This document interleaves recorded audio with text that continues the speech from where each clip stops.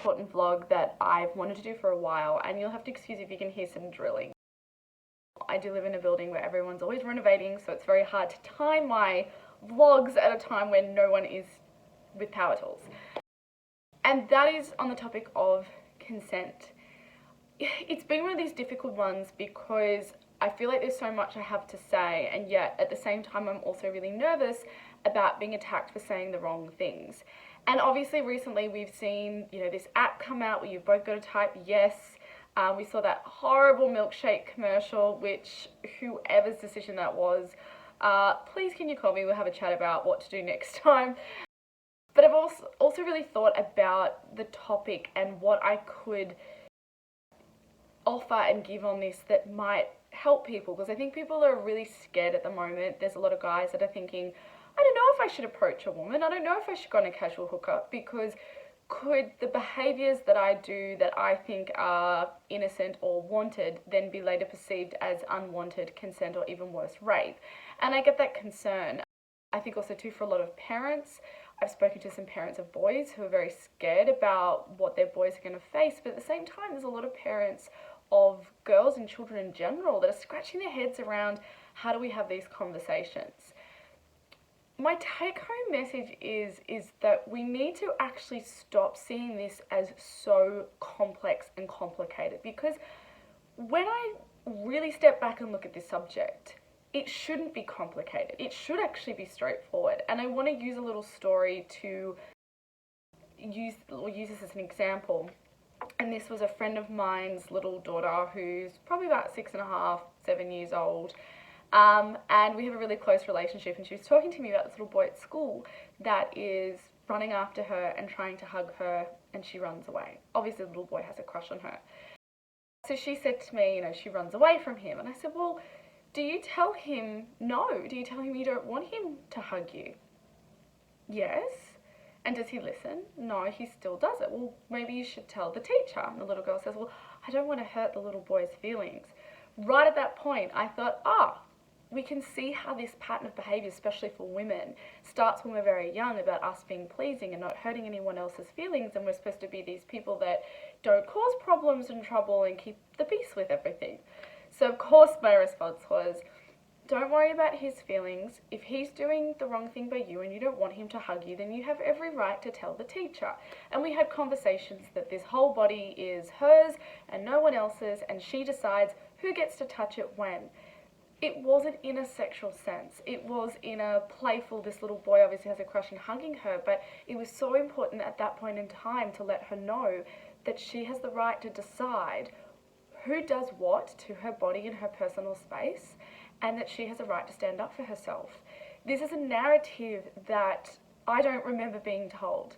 So as a teenager and a young adult, when I then enter into the sexual arena, there were many times where I think I didn't want to say no, I didn't want to be too aggressive, I didn't want to be too firm, maybe even, or argumentative, because of a fear of not being liked, because I still wanted to be pleasing, and therefore there were probably many times where I did go through with things where I should have stood up and said to the person, hey buddy, see you later, this is not right for me.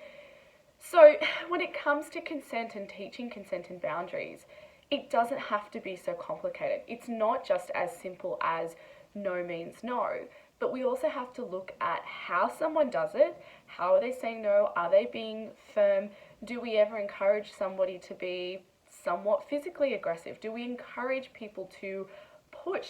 That's a real grey line, because we have to really be careful about what kind of violence that we're encouraging someone to do. But by all means, if someone is crossing a physical boundary, especially in the sexual sense, I think you have every right to be able to give them a bit of a push away, or to defend yourself, or to stop them doing from whatever it is that they are doing to you.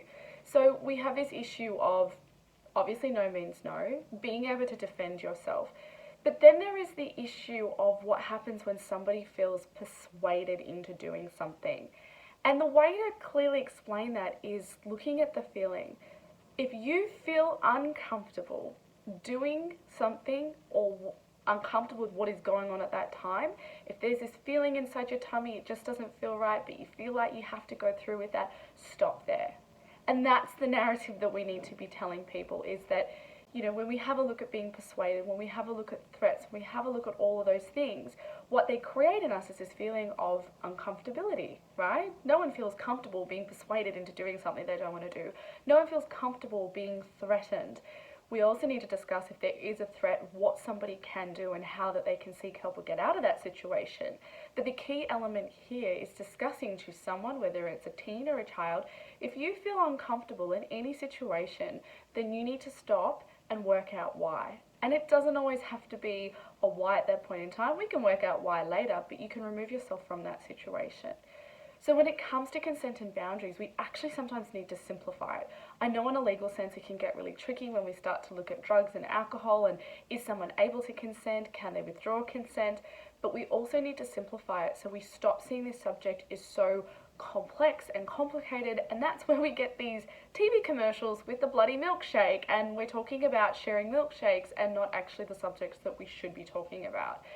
Now, if we are going to look at withdrawing consent, if you have started, the strong take-home message needs to be, just because someone might start to do something with you, if that's sexual or not, they still have a right to not follow through with that. Again, if they hit a point where they feel uncomfortable, if they start and they think this is what I want to do, then something happens and that changes for them, they have a right to say no. The difficulty is under what circumstances that person has the capacity. So if that person is drunk or under the influence of drugs, then it does become a real grey area. I would suggest to anybody that's in the hookup world or wanting to casually hook up, be very mindful about taking drugs and how drunk that you get. I know it's a part of life for a lot of teenagers, especially alcohol, that they want to experiment and explore, but you also need to consider, will you have the capacity to give consent and withdraw consent at that time? If you are someone and you're hooking up with somebody else and you are the one that is drunk or you think they are too drunk, you also have to question, are you going to have the capacity to hear what they're saying, and do they have the capacity to give or withdraw consent? It doesn't mean just because you're too drunk and somebody withdraws consent or doesn't give consent, that because you're too drunk to understand it, that that's your get out of jail free card. It doesn't work like that. So you need to be questioning that at all times, is that, are we of sound mind to be able to have this conversation? Now, also the last important message about consent and boundaries is that it's everyone's responsibility. I feel like we also have this narrative, especially with women, that we are the gatekeepers of sex. And I know that this is a very heteronormative approach and that, you know, we have other genders involved, but when we look at how a woman is seen in this scenario, often it is the gatekeepers, the innocent ones that are robbed of that innocence, that kind of don't want the sex but are going through with it anyway. We actually have to look at who's responsible in these situations, and that is everybody.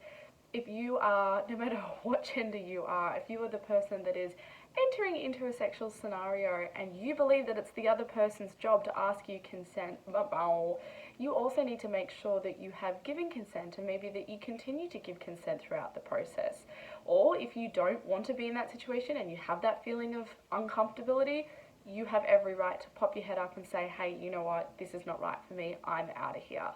Again, if you're the person that believes that the other person has given you consent and that it's all fine, you are also responsible for checking in with them throughout the process and asking them, hey, you okay? Do you want to keep going? It doesn't have to be so clinical. It doesn't have to be so black and white and yes and no. It can be things like, are you enjoying this? Is there something different you would like me to be doing? Is this turning you on? There are all different ways that you're actually able to get consent, because if someone says to you, yes, I'm enjoying it, yes, it's turning me on, yes, I'd like to try this, and it's a way that they're actually saying to you, I want to keep going. If they say to you, no, this is not turning me on, and you know what, I'd really like to stop, then we've started engaging in that conversation around withdrawing consent. So I really wish we would have these conversations, where we simplify it a little bit more and look at the basics, because I think by looking at this subject as something that is so complex and complicated, that in a way we're kind of putting people's heads in a bit of a spin. I think there's a lot of people that are stepping away from it and going, this is too hard to deal with, instead of actually getting in there and having a look at the basics. Does someone feel uncomfortable? Does somebody understand that they're in charge of their body? Do they understand that they can say yes to things because they're being persuaded, and what that feels like? How do you give consent? Who's responsible for consent? How do you withdraw consent halfway through the process or a quarter way in? There are all of these things that we need to be having more conversations around so that this next generation of kids that are growing up who will one day be sexual will see it as something that is automatic, that you will not get to the age of 35 and having to be discussing consent in a really matter-of-fact way when it's something that maybe we should have just been adopting in the beginning. So I hope that vlog helps. Would also love to hear your comments on it. If you have tips, advice, examples, or just a comment, either pop it down below or shoot me a message on Instagram, Facebook, email me. I'd love to hear from you. Bye.